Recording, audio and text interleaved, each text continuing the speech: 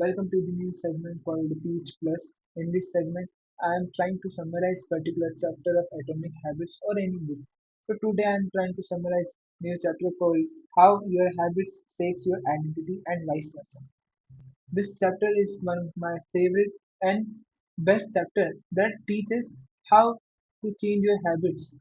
Uh, so it says rather than changing your habits, you need to change your identity. For example, uh, if I want to get a machine learning job, so I want to become a machine learning engineer, to get a machine learning job. So this is way he explained very well. Huh. So the chapter explains that the most powerful way to change your habits is to change your identity, to focus on who you want to become rather than on the what you want to achieve. This chapter starts with why is it so easy to repeat bad habits and so hard to form good ones. He says changing our habit is challenging for two reasons. First one is we try to change the wrong thing, and second one is we try to change our habits in the wrong way. He explained first point very well in this chapter, and we will go through this chapter briefly. So understand how you can change your identity rather than your habits. So he gives one example or three layers. Uh, First, three layers of behavior. First layer is the outcome layer, second is the process layer, and third is the identity layer. I am explaining with my example or any other example. I take my example. I want to get a job in machine learning. So this is the outcome. So I follow the process. I took the mock interviews. I read all the concept of machine learning, deep learning, and deployments. I do practice regularly. I do code regularly. Then I will get new job in machine learning. This is the process layer. And when I follow the process, then it will become my identity. So if I follow my process to becoming the machine learning engineer to get a job in machine learning, so I will be become a machine learning engineer. So my identity is the machine learning engineer. So he explained very well in this para. He said the first layer is changing your outcome. This level is concentrated with changing your results, losing weight, publishing a book, winning a championship. Most of the goals you set are associated with this level of a change. Second layer is changing your process. When you want to some outcome, so you change your process, you change your daily routine, you change your path to get that outcome. So this is the process layer. If you change something to get outcome, so this is the under the process layer. He says the implementing new routine at the gym, declustering your desk for better workflow, deploying meditation, developing a meditation practice. This is most habits comes under the process. Third one and deepest layer is changing your identity. If you change your identity, if you change how you can think, how you can believe yourself, imagine how you can change your judgment. Uh-huh. So this comes under the identity layer. Outcome are about what you get. Process are about what you do. Identity is about what you believe. Many people begins with the process of changing their habits by focusing on what they want to achieve. Uh, this leads to outcome-based habit. If you change your process, that what you want to get and what you want, so you rely on to output-based habit. If you get to that habit, then you don't follow the particular path. For example, a racer, a marathon racer want to win the championship. So he practiced till the competition is over. After 1 and 2 months, he not practice regularly. Uh, he don't do exercise regularly. So uh, he choose a outcome based habit. And if you want to become the world based runner, so you change your identity. whether the championship is coming or not. Uh, so this is how you change your identity. So he gives a figure of three layers. If you follow the outcome, process, and identity, then it will be become the outcome based habit. If you follow the identity, process, then outcome, then it will become the identity based habit. So how we understand what is the outcome based habit and what is the identity based habit? He gives the example. Imagine two people resting a cigarette. When someone offered a smoke, the first person says, "No thanks, I am trying to quit." It sounds like a reasonable and responsible. But this person still believes they are a smoker who is trying to be something else. They're hoping their behavior will change while carrying around the same beliefs. And the second person says, "No thanks, I am not a smoker." Huh.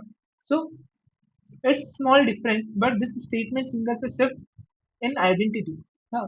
When you change your identity, when you believe that you are who want to be, so you change your identity. Huh. Smoking was a part of their former life, not their current one. They no longer identify as someone who smokes. But if you change your identity, then it will be easy to stop your bad habits. So he said, if your identity is someone who consumes rather than creates, then you will continue to be pulled towards spending rather than earning. Yeah. So this is how saying if you want more money, then you need to create money rather than consume. So he said the ultimate form of intrinsic motivation is when a habit become a part of your identity. It's one thing to say I am the type of person who want this.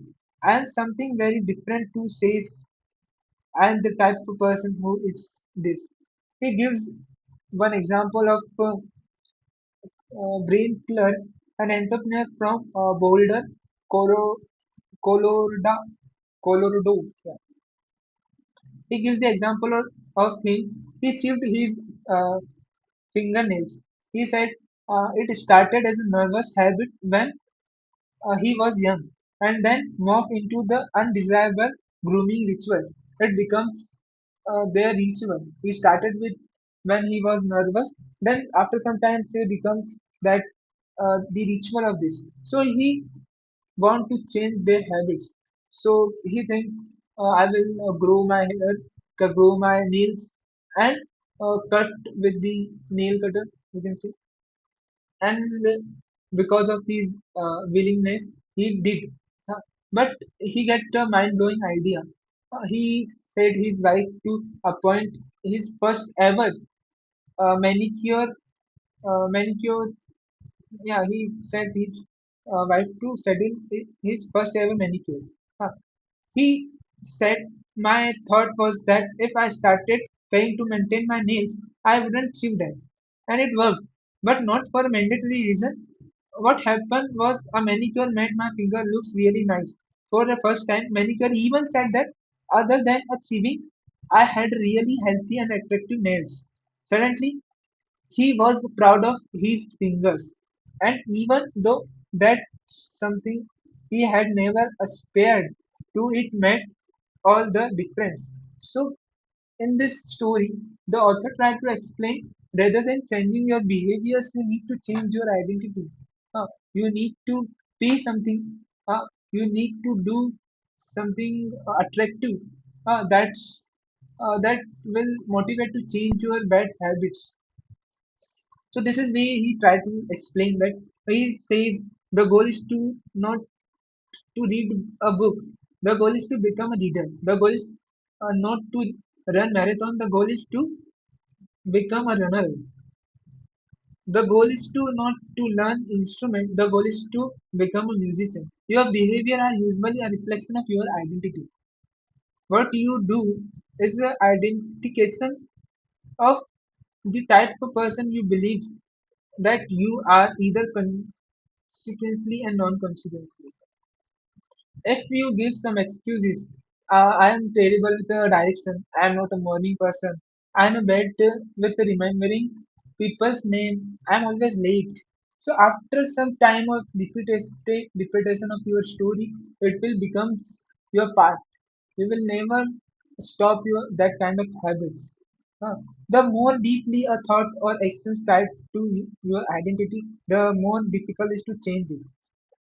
Then he said the two-step process of changing your identity. The first one is decide the type of person you want to be and prove it to yourself with some small wins. For example, I want to become machine learning engineer. So I need to think how machine learning engineers work, how they live, how they code, how they read new articles about machine learning, deep learning, and artificial intelligence. So I need to think like that, how they live, how they believe, how they thoughts, and h- I need to give some small wins. I need to appreciate myself when I created some machine learning projects. I need to celebrate that. So he gives a best example of it. He said a lady who want to reduce 100 pounds. So he asked herself, what would a healthy person do? All day long she would use this process and as a guide. Would a healthy person walk or take a cab? Would the healthy person order junk food or salad? She figured if she acted like a healthy person long enough, eventually she would become that person. She was right, and she lost her 100-pound weight. So this is how your thinking will change if you change your identity. So now we are come to the summary. Uh, there are three levels of changing: outcome change, process change, and identity change. The most effective way to change your habits is to focus not on what you want to achieve, but on who wish you to become. So this is the end of this chapter. Uh, this is a very best book if you want to change your habits. So support the author by purchasing the book. So yeah, we will meet in another segment. So I hope you like this video and give me some advice to improve my communication and a based explanation how I can explain very well. So thank you so much for watching this video. Thank you so much.